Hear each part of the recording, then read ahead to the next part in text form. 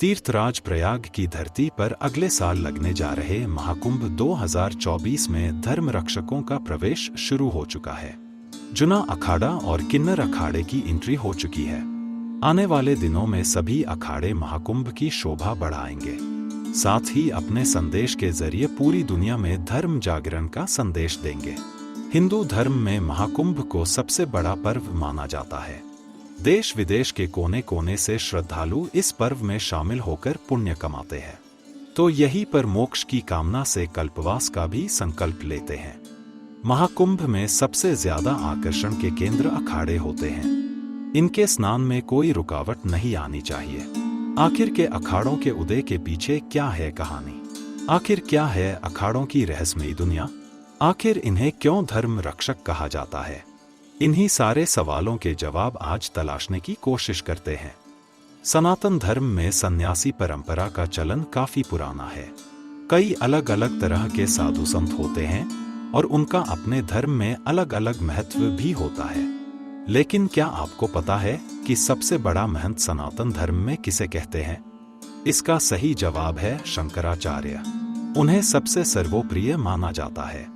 इसके बाद महामंडलेश्वर का ही नंबर आता है। महामंडलेश्वर अखाड़ों का सबसे बड़ा पद माना जाता है। इन्हीं में से एक उपाधि होती है महामंडलेश्वर की। इस उपाधि को शंकराचार्य के बाद सबसे श्रेष्ठ माना जाता है। ये एक बड़ी जिम्मेदारी होती है और इसके लिए आपको वेदांत की शिक्षा आनी चाहिए। उत्तर वैदिक काल में जब समाज में पौरोहित्य प्रथा का आविर्भाव हुआ तो उसके कुछ समय के अंतराल पर ही धर्म के नाम पर इतने मतावलंबी हो गए, इतना आडंबर फैल गया कि लोगों को जीना मुहाल हो गया। उसी समय बौद्ध धर्म तेजी से उदय हो रहा था। चूंकि बौद्ध धर्म राजपोषित था, ऐसे में सनातन धर्म को पुनर्जीवित करने के लिए आदि शंकराचार्य, जो भारतीय दर्शन के इतिहास के सबसे प्रभावशाली व्यक्तियों में से एक थे, अद्वैत वेदांत के प्रणेता थे, ने वेदों के अध्ययन को बढ़ावा देने के लिए उन्होंने भारत के चारों कोनों में 4 मठों की स्थापना की थी। उत्तर में बद्रीनाथ, दक्षिण में रामेश्वरम, पूर्व में जगन्नाथपुरी और पश्चिम में द्वारिका पीठ की स्थापना कर शंकराचार्य ने धर्म को स्थापित करने की कोशिश की। इस दौरान जब उन्हें लगा कि समाज में धर्म विरोधी शक्तियां सिर उठा रही हैं, तो सिर्फ आध्यात्मिक शक्तियों के जरिए इन चुनौतियों का मुकाबला काफी नहीं है। तब शंकराचार्य ने जोर दिया कि युवा साधु कसरत करके शरीर को सुदृढ़ बनाएं और हथियार चलाने में भी कुशलता हासिल करें। इसके लिए ऐसे मठ स्थापित किए जाएं, जहां कसरत के साथ ही हथियार चलाने का प्रशिक्षण दिया जाए। कालांतर में ऐसे ही मठों को अखाड़ा कहा जाने लगा। साधु सन्यासियों को नागा साधु के रूप में तैयार कर उन्हें शस्त्र के साथ शास्त्र की शिक्षा देकर मजबूत बनाया गया। यह युद्ध कौशल में पारंगत होकर सनातन धर्म को नुकसान पहुंचाने वालों के ऊपर कहर बनकर टूटने लगे और तब से ही अखाड़ा परंपरा अनवरत चली आ रही है। कहा जाता है कि जब काबुल और बिलोचिस्तान की ओर से आक्रमण कर जोधपुर तक आए आक्रमणकारियों से उस समय नागाओं ने ही बचाया था। उस समय मंदिर तोड़े जा रहे थे और कत्लेआम का माहौल था। मुस्लिम शासकों ने हर व्यक्ति पर भारी कर लगा दिया था। तब अटल सन्यासियों ने उनको परास्त किया था। 1666 ईस्वी के हरिद्वार कुंभ मेला के अवसर पर सम्राट और औरंगजेब के सैनिकों ने आक्रमण किया, जिनका मुकाबला नागा सन्यासियों के साथ मिलकर साधु संतों ने किया। इस लड़ाई में संतों की धर्म ध्वजाएं देखकर मुगल सेना के मराठे भी संतों के साथ दल में मिल गए। औरंगजेब को भारी पराजय का मुंह देखना पड़ा। इसके पहले 1664 में औरंगजेब की सेना ने जब काशी विश्वनाथ मंदिर पर आक्रमण किया था, तब उसे नागाओं ने ही मुंह तोड़ जवाब दिया था। इसे बैटल ऑफ ज्ञानवापी कहा जाता है। इस बैटल से भी औरंगजेब की सेना को मुंह की खानी पड़ी थी। धर्म ध्वजा अखाड़ा की पहचान होती है। कुंभ पर्व पर जहां अखाड़ों का शिविर लगता है, वहीं उनकी धर्म ध्वजा भी लहराती रहती है। धर्म ध्वजा में अखाड़ा के आराध्य का चित्र अथवा धार्मिक चिन्ह होता है, जबकि अखाड़ा के आराध्य की प्रतिमा शिविर के मुख्य स्थान में स्थापित होती है। फिलहाल देश में कुल 13 अखाड़े हैं, जिसमें 7 शैव, 3 बैरागी और 3 उदासीन अखाड़े हैं। ये अखाड़े देखने में एक जैसे लगते हैं, लेकिन इनकी परंपराएं और पद्धतियां बिल्कुल भिन्न हैं। शैव अखाड़े जो शिव की भक्ति करते हैं, वैष्णव अखाड़े विष्णु के भक्त हैं, और तीसरा संप्रदाय उदासीन पंथ कहलाता है। उदासीन पंथ के लोग गुरु नानक की वाणी से बहुत प्रेरित हैं और पंचतत्व यानी धरती, अग्नि, वायु, जल और आकाश की उपासना करते हैं। जिस तरह से बौद्ध धर्म के भिक्षुओं के इकट्ठा होने वाली जगह को मठ कहा जाता है, उसी तरह अखाड़े साधुओं के मठ माने जाते हैं। ऐसा भी मानना है कि पहले इन अखाड़ों की संख्या 4 हुआ करती थी, लेकिन आपसी मतभेद के चलते एक मत के साधुओं ने अपने अलग संगठन बना लिए। धीरे धीरे अखाड़ों की संख्या बढ़कर 13 हो गई। हिंदू धार्मिक मान्यताओं के अनुसार कई प्रमुख तिथियों पर गंगा में स्नान करना शुभ और पुण्यदायी माना जाता है। इन सभी तिथियों पर कुंभ में साधु संत स्नान करते हैं। इसे ही शाही स्नान कहा जाता है। इन अखाड़ों की मध्यस्थता के लिए अखाड़ा परिषद है। वैसे तो शैव और वैष्णव संप्रदाय में शुरू से संघर्ष रहा है। शाही स्नान के वक्त अखाड़ों की आपसी तनातनी और साधु संप्रदायों के टकराव खूनी संघर्ष में बदलते रहे हैं। डॉ. बिंदुजी महाराज बिंदु की पुस्तक कुंभ महापर्व और अखाड़े में इसका विस्तार से वर्णन मिलता है। उनके अनुसार 1879 में हरिद्वार में एवं 1838 में कुंभ के दौरान अखाड़ों के आपसी संघर्ष में काफी लोग मारे गए थे। हरिद्वार में 1760 एवं 1690 में ऐसा ही संघर्ष हुआ था। सन 1666 के हरिद्वार कुंभ में औरंगजेब के सैनिकों ने आक्रमण कर दिया था, जिनका मुकाबला सन्यासियों एवं वैष्णवों ने मिलकर किया था। सन 1398 के हरिद्वार अर्धकुंभ के अवसर पर तो विदेशी आक्रांता तैमूर लंग ने यात्रियों को लूटा एवं सैकड़ों यात्रियों को मौत के घाट उतार दिया था। सन 1310 के हरिद्वार कुंभ में महानिर्वाणी अखाड़े के 22,000 नागाओं ने कनखल में रामानंदी वैष्णवों पर हमला कर दिया था। दोनों संप्रदायों का युद्ध करीब 1 सप्ताह चला था। वर्ष 1954 के कुंभ में मची भगदड़ के बाद सभी अखाड़ों ने मिलकर अखाड़ा परिषद का गठन किया। विभिन्न धार्मिक समागमों और खासकर कुंभ मेलों के अवसर पर साधु संतों के झगड़ों और खूनी टकराव की बढ़ती घटनाओं से बचने के लिए अखाड़ा परिषद की स्थापना की गई।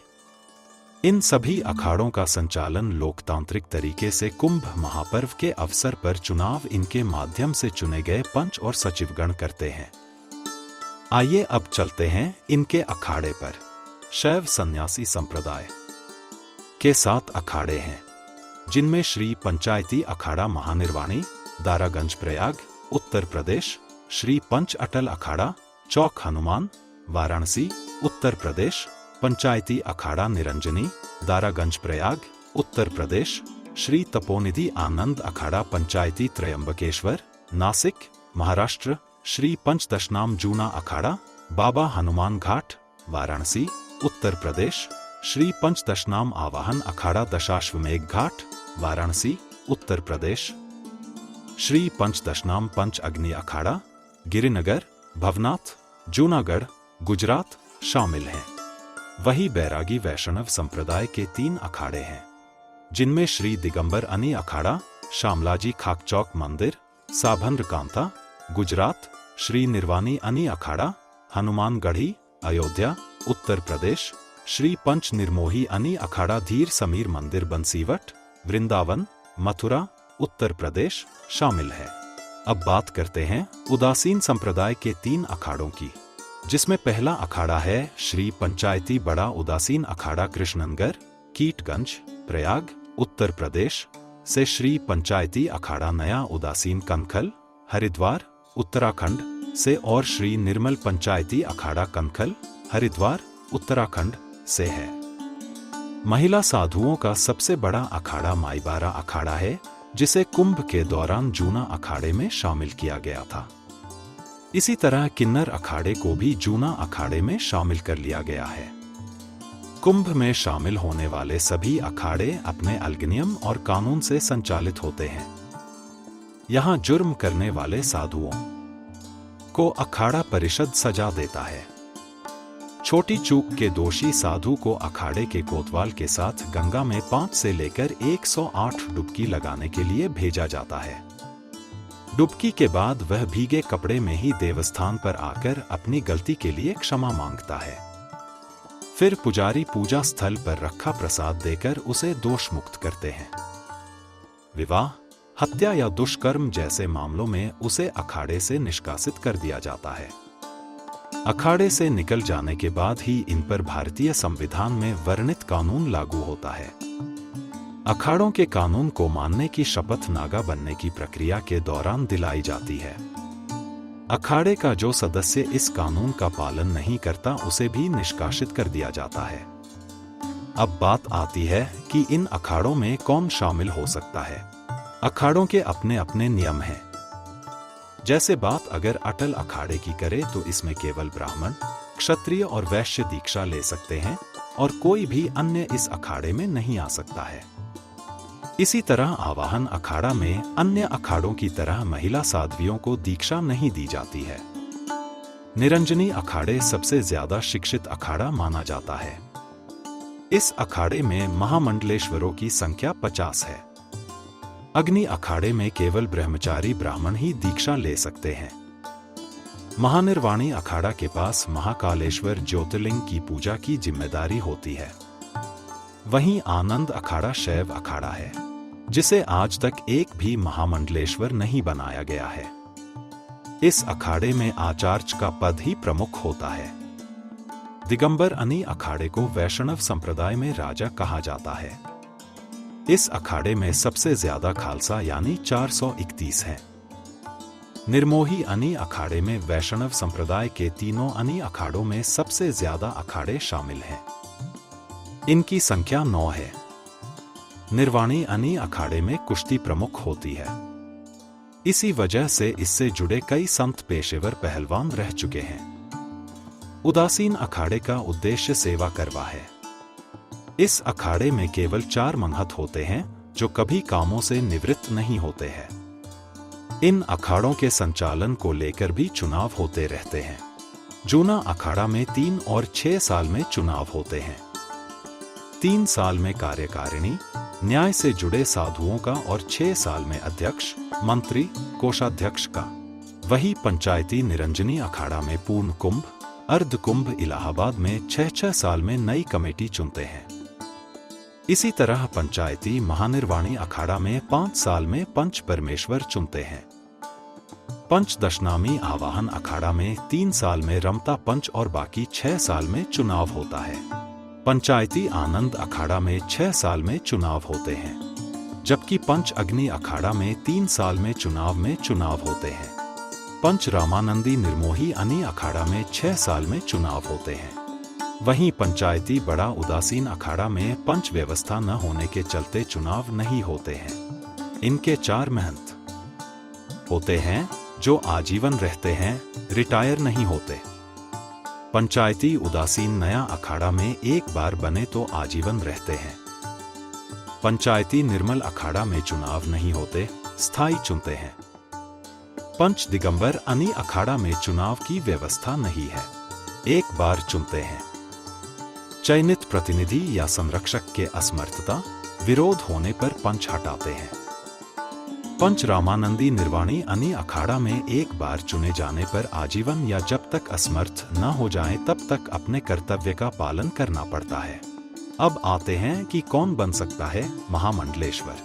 कोई भी ऐसे ही महामंडलेश्वर नहीं बन सकता है। इसके लिए वेद पुराण का ज्ञान होना बेहद जरूरी है। इसके साथ आप अगर आचार्य या फिर शास्त्री हैं तो आपको इसका भी फायदा मिलेगा और चयन के लिए आप योग्य होंगे। किसी को भी महामंडलेश्वर बनाने से पहले तो ये देखा जाता है कि वो किस गुट से या मठ से जुड़ा हुआ है। साथ ही जिस भी जगह से वो जुड़ा हो वहाँ समाज कल्याण के कार्य होते हैं कि नहीं। साथ ही अगर वो कथावाचक है तो उसे भी फायदा मिलता है। अगर आप 10 से 12 सालों से कथा कर रहे हैं या किसी मठ के साथ जुड़े हुए हैं तो भी महामंडलेश्वर के पद के लिए आपकी योग्यता तय की जा सकती है। महामंडलेश्वर बनने की भी एक प्रक्रिया है। कुछ नियमों का पालन करने के बाद ही महामंडलेश्वर बना जा सकता है, पर ये नियम इतने सरल नहीं होते हैं। जब महामंडलेश्वर के चयन की प्रक्रिया पूरी हो जाती है, उसके बाद उन्हें संन्यास दिलाया जाता है। उन्हें खुद के हाथों ही खुद का पिंडदान करना होता है। इसके बाद महामंडलेश्वर का पट्टाभिषेक होता है। इस दौरान 13 अखाड़ों के संतमहंत भी उस जगह पर मौजूद रहते हैं। इस दौरान दूध, दही, घी, शहद और चीनी से बना पंचामृत सभी में बांटा जाता है। इसके अलावा चादर भी भेंट की जाती है। शामिल होने के बाद इसके बाद योग्यता और कर्म के आधार पर साधु को अलग अलग पद बांटे जाते हैं। इसमें आचार्य महामंडलेश्वर का पद सबसे बड़ा होता है। इसके बाद आते हैं महामंडलेश्वर और फिर आते हैं महंत। इसके बाद कोठारी, भंडारी, थानापति, कोतवाल, महंत, श्री महंत और सचिव होते हैं। इन सबका अपना अलग अलग प्लान होता है। अगर अखाड़े में रहने वाला कोई भी शख्स नियमों को ताक पर रखेगा और गलत कामों में शामिल पाया जाएगा तो उससे पद छीना भी जा सकता है और उसे दंड देने की भी प्रक्रिया बताई गई है। अब आते हैं कि आखिर इन अखाड़ों में नागा साधु कैसे बनाया जाता है। नागा साधु वही होते हैं जिनको हम यदा कदा गली और मोहल्लों में विचरण करते हुए देख पाते हैं।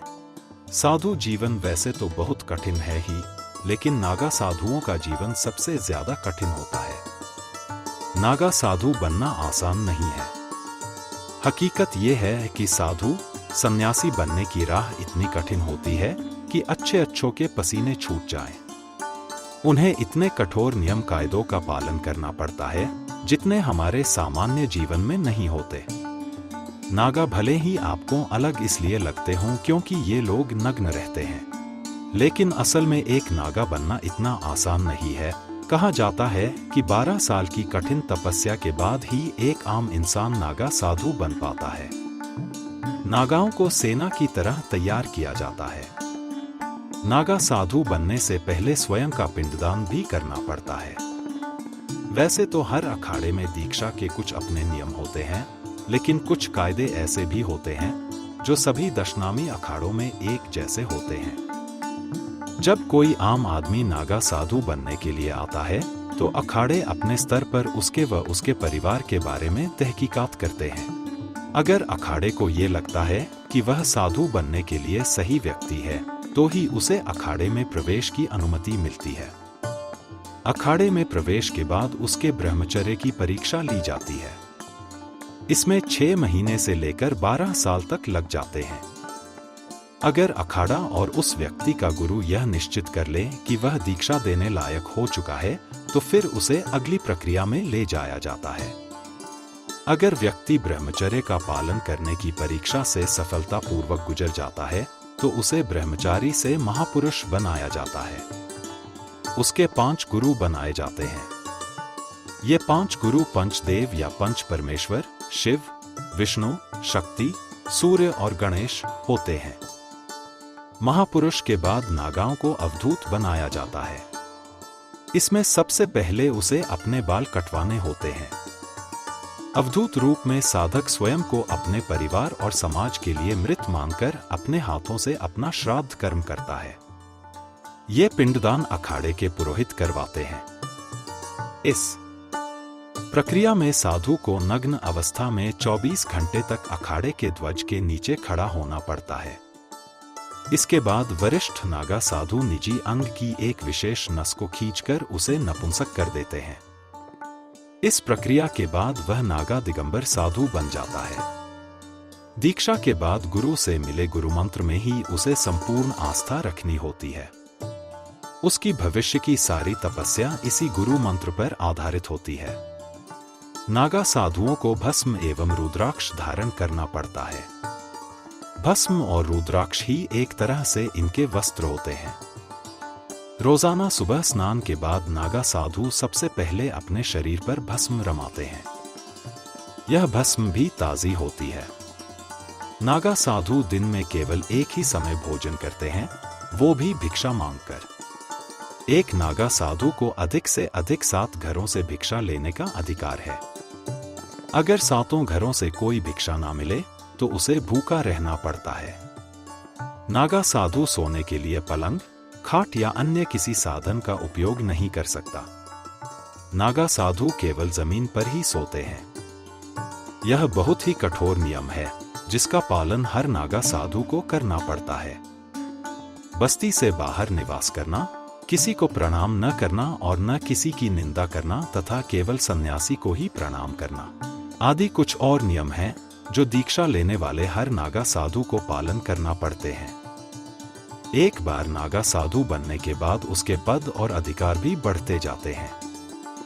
नागा साधु के बाद महंत, श्री महंत, जमातिया महंत, थानापति महंत, पीर महंत, दिगंबर श्री, महामंडलेश्वर और आचार्य महामंडलेश्वर जैसे पदों तक जा सकता है। कुंभ की पेशवाई से लेकर कुंभ में महामंडलेश्वर के चयन तक में जूना अखाड़ा अगवानी करता है। जूना अखाड़े में साधु सन्यासियों से लेकर नागा साधुओं को शस्त्र और शास्त्र में पारंगत किया जाता है।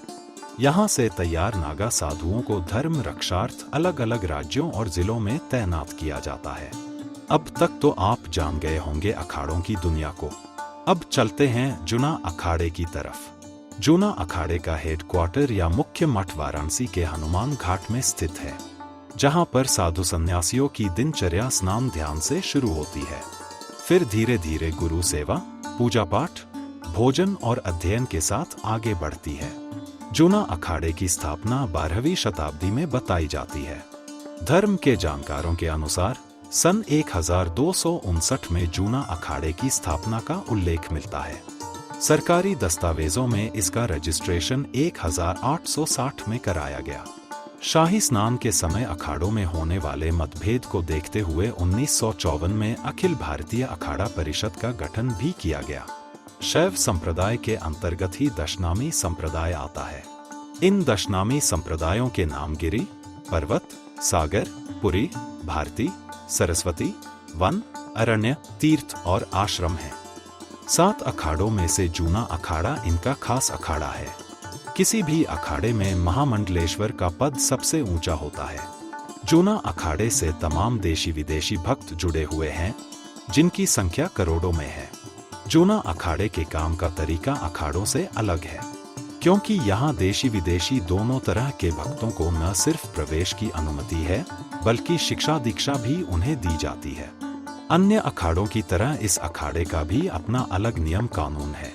साधु सन्यासियों की गलतियों पर सजा देने से लेकर उन्हें निष्कासित करने और अन्य कड़े फैसले लेने के लिए अखाड़ा का अलग कानून चलता है, जिसका फैसला महामंडलेश्वर और अखाड़ा परिषद मिलकर लेते हैं।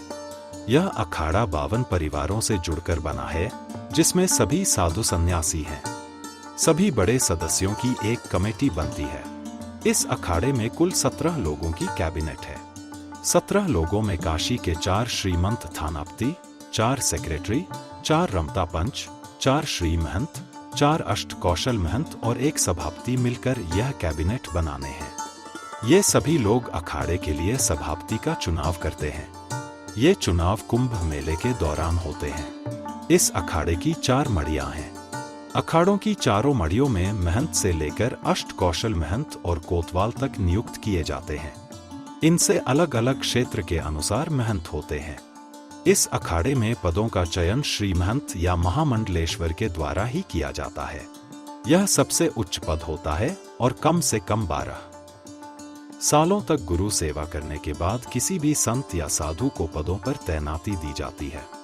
हर अखाड़े के मुख्य मठ में अलग अलग पदों पर नियुक्ति होती है, जो इस प्रकार हो सकती है: श्री महंत, अष्ट कौशल महंत, थानापति, श्री महंत थानापति, सभापति, रमता पंच, शंभू पंच, भंडारी, कोतवाल, कोठारी, कारोबारी, पुजारी। इन सभी पदों पर नियुक्तियां मठ के कामकाज और अन्य देखरेख के लिए होती हैं। जिस पद पर जिस साधु सन्यासी की नियुक्ति होती है, उस क्षेत्र में किए गए कार्य और लिया गया फैसला उसका ही मान्य होता है। बिना उसकी अनुमति के निर्धारित कार्य क्षेत्र में कोई न दखलंदाजी कर सकता है और न कोई प्रवेश कर सकता है। उम्मीद है आपको जानकारी अच्छी लगी होगी। उम्मीद करते हैं कि अगली बार फिर मेरी आपसे मुलाकात एक नई जानकारी के साथ हो। लेकिन इसके लिए ज़रूरी है कि आप बी इंडिया यूट्यूब चैनल को सब्सक्राइब करें, साथ ही लाइक और शेयर भी करें।